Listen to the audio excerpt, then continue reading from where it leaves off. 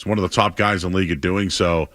I think that their defensive strategy, and just what the lack of going to the line at all.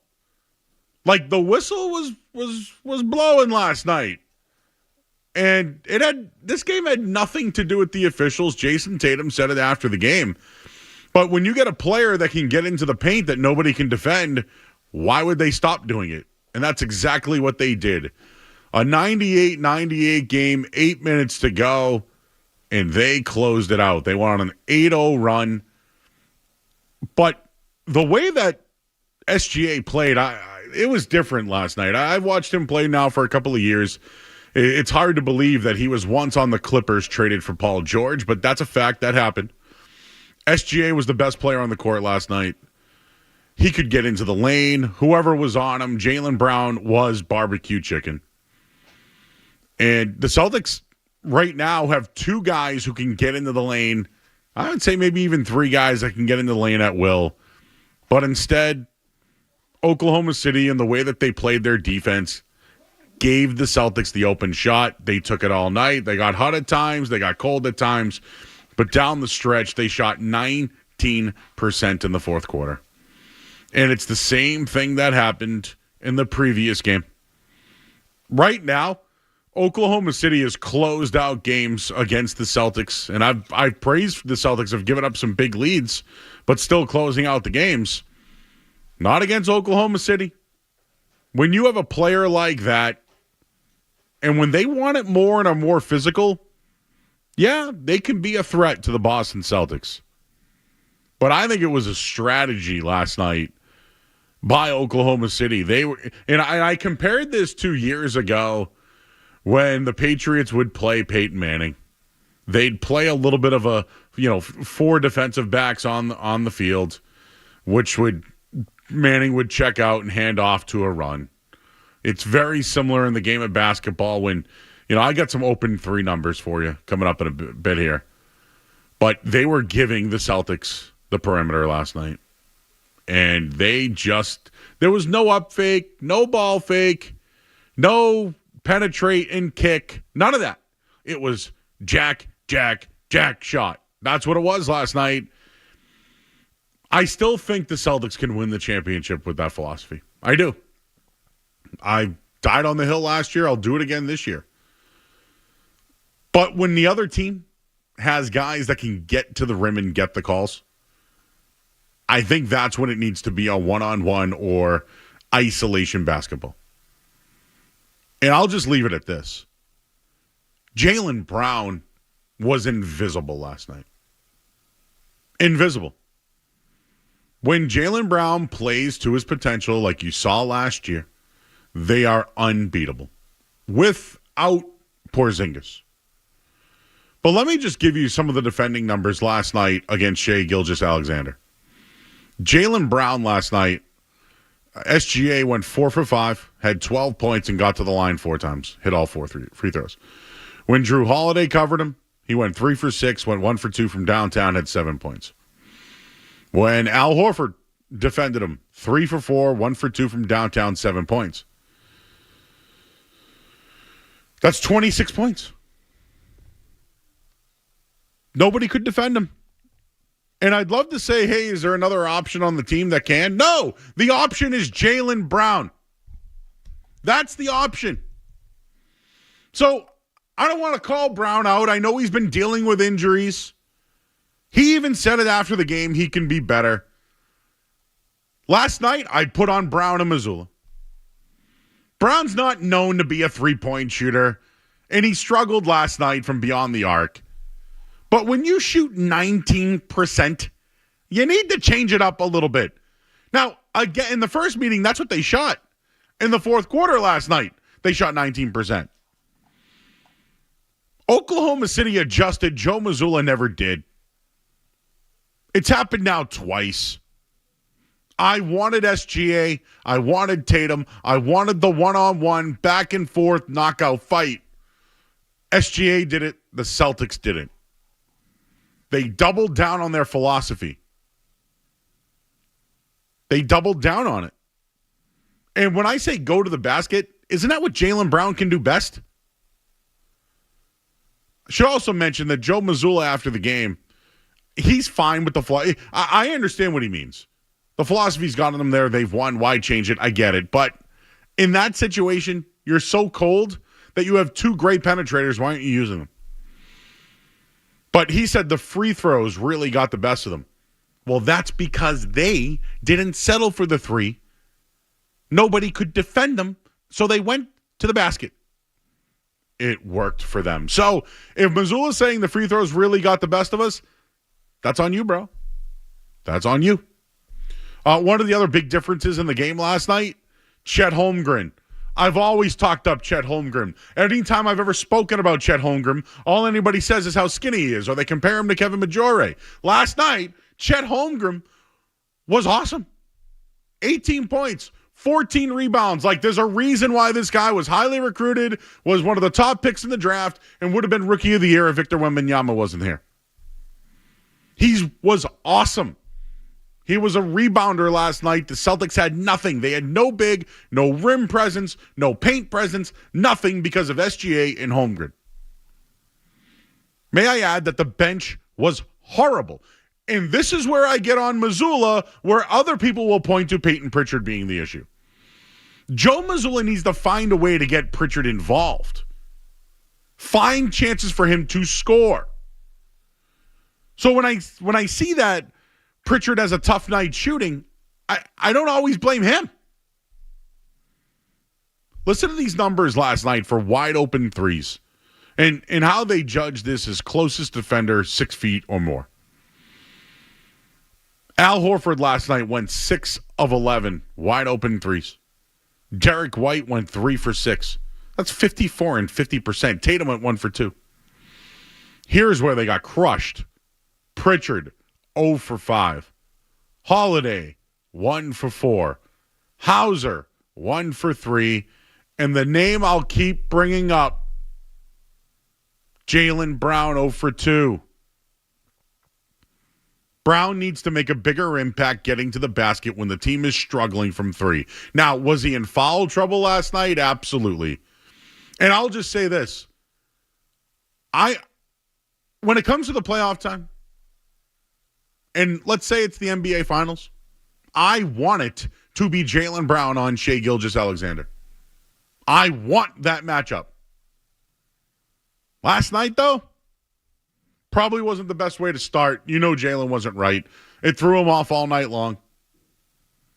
I really put a lot on the play of Jaylen Brown last night and the coaching of Joe Mazzulla. Philosophy and getting his bench going.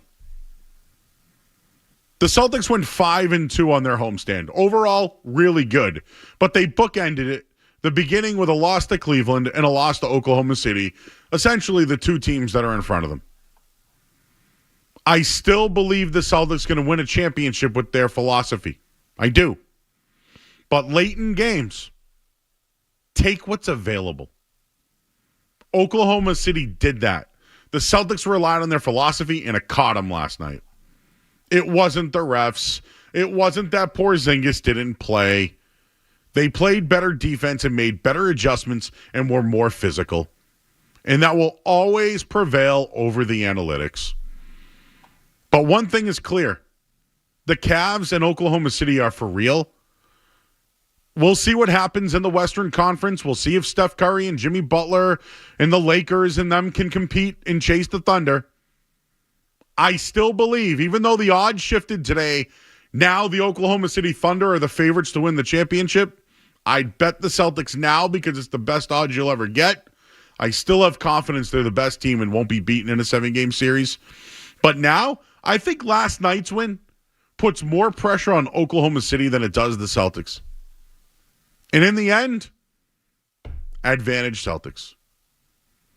We'll leave it there at 617-779-0985. There was a weird Patriots free agency meeting today. I watched it. It was weird.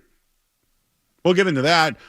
There is some other news out there. Cooper Kupp, what's the deal with him? Yesterday, we saw a report from Ian Rappaport that the Patriots weren't in the mix. Then today, from Adam Schefter, we hear he's in the mix. And then Karen Guregian, just a little while ago, mentions that, Well, the numbers are insane. And then I'm reading from the Boston Sports Journal that the number's 12 million. So, like, what's going on?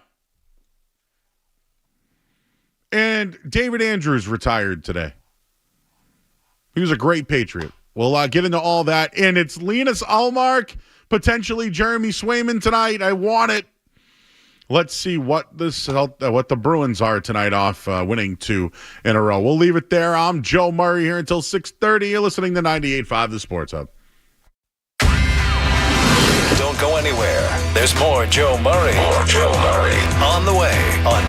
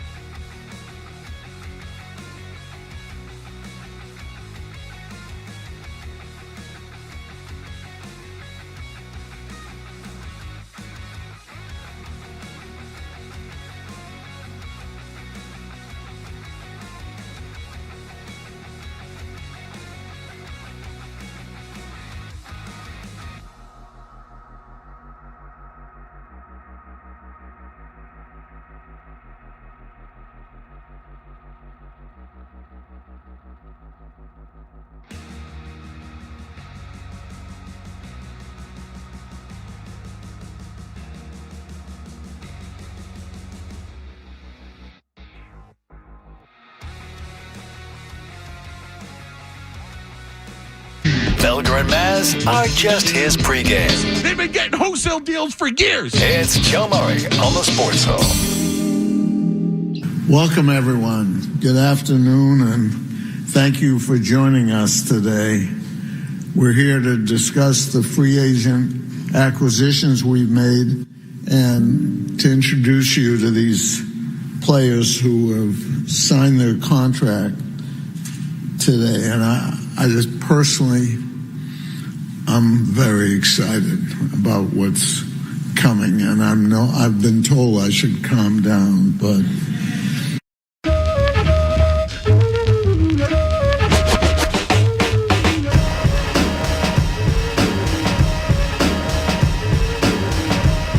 Patriots owner Robert Kraft. He's excited. Over what? You better calm down, though. Don't get too excited there, Skip. We know you just opened up the checkbook. And now you're expecting big things. That was my biggest takeaway today. The Patriots had a press conference to thank everybody and then announce their free agents that they gave a lot of money to. And everybody did a great job, and it was just so awesome. I mean, that's at least the way it looked to me. But I did feel, though, when I first heard that, I even hit up Skaz. I go, the hell was all that about? That was weird. I'm excited, but I was told not to, to pump the brakes. All right. But you know what? Thank you for spending money, Robert. Thank you. For real. Thank you. Thank you, Elliot Wolf, for pushing the papers. Thank you to the coaching staff for finding the guys that they know well to come to New England. Thank you, Mike Vrabel, for putting up with all of the thank yous today. I did enjoy hearing from some of the guys, though, I'll be honest. I got a couple of quotes here that I wanted to bring up for you. And again, we're taking you up until 6:30 just before the Bruins and Ottawa Senators tonight. A big playoff game on both sides. Robert Kraft's excited, everybody. But he's been told to temper his expectations. Vrabel asked after the buzz about the Patriots offseason, and what are their offensive line plans, and will they draft for need? And his answer was, I think there's a lot there. So, you think there's a lot where? Like you don't know how to answer the question? That you like what you have? That you don't have a reason for why you don't have a center, left guard, or left tackle? Should also mention that David Andrews will be released by the Patriots. I can only assume he's going to retire. I don't know that. I'm assuming. So, again, if he signs somewhere else, I wish him the best. I think he was a really good Patriot. But if you look at it over the last couple of days, the Patriots have lost 3 captains. Andrews released, Dietrich Wise and Jonathan Jones sign in Washington. Hunter Henry's still here. He's a captain, and I believe Jabril Peppers is the other. But he got demoted from captain last year. So maybe there's one captain on the team. One guy I think who will be a captain is Morgan Moses. Man, listening to him today, he goes, we're not building a team, we're building a brotherhood. And I was like, all right, man, I'm in. Hey, what was your decision into your decision in signing in New England? He goes, when you got a guy like Coach Vrabel, you don't need a pitch. Woo! So it's like, I bet you Patriots fans got really excited today all about that. I do think that Vrabel's got some pull when it comes to the players. I think the fact that he's a former player, at least these veterans have acknowledged that. Carlton Davis talked about it today, said that the Patriots made him a priority. He also talked about how when he played with Tom Brady, he learned a lot about him, and that he watches film on Christian Gonzalez. And he wanted to come to New England based off all that. So when people say, hey, New England's not a destination, it might not be for some big-time free agents. It just might not be. But when guys are comfortable in the league and, Robert Spillane's a guy that was with Mike Vrabel, came up with Vrabel, Probably owes a lot to Vrabel. Went to the Raiders, played with Josh McDaniels, was one of the better inside linebackers last year and is great against the run. But hearing him speak today, that's a guy that's happy to be here. That's a guy that's ready to play football. That's a guy that just wanted to be in the building. So those are some of my takeaways. It was a little uncomfortable today. A lot of thank yous going around. I could tell that Mike Vrabel at the time was a little like he had the ick about it. And Kraft was really excited for spending money. I could see, though, a couple of the players, though. Moses is going to be a leader. Spillane was right. And Milton Williams, he had a lot of discussions about hard work and how it pays off. He didn't play 50% of the snap. When he talked a lot about hard work today. And he's going to be one of the highest paid players ever, if not the highest guaranteed player ever for the Patriots. He talked a lot about hard work and how it always pays off, and I'm going to hold him to that. Guy's got a lot of money. He even said just a few weeks ago, I was celebrating a Super Bowl, and now this is the biggest thing that's ever happened to me. But takeaways, Robert Kraft's excited for spending money. Everybody's thankful, and all the players are fairly sold on Mike Vrabel. A couple other things before we get out of here tonight. Rafael Devers spoke to the media. Said he had a conversation with Craig Breslow a few weeks ago. The conversations were private, but also said if they have him at DH on opening night, he'll be okay. He also said he doesn't make those decisions. Said it's been a difficult spring and feels bad he's been seen as not good for team. That's the way that it was written out. Maybe we'll have more on that in postgame later on tonight. But the Red Sox stuff I'm doing a little Red Sox every night because we're ramping up.